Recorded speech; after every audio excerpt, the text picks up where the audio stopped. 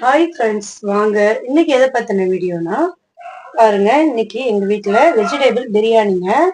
பாத்தீங்கன்னா அடிக்கடி பண்ணுவாங்க. நான் எப்படியும் மந்த்லி 2 டைம்ஸ் நான் வெஜிடபிள் வச்சு பிரியாணி பண்ணுவேன்.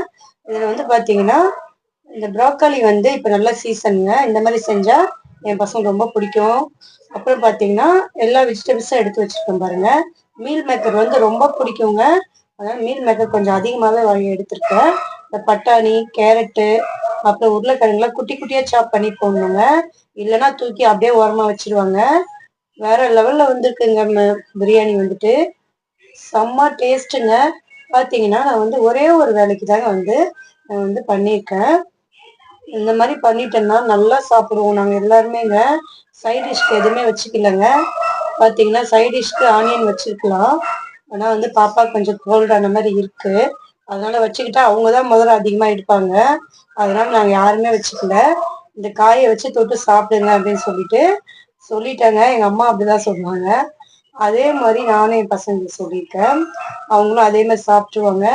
நாங்களும் அதே மாதிரியே சாப்பிட்டுட்டோம்.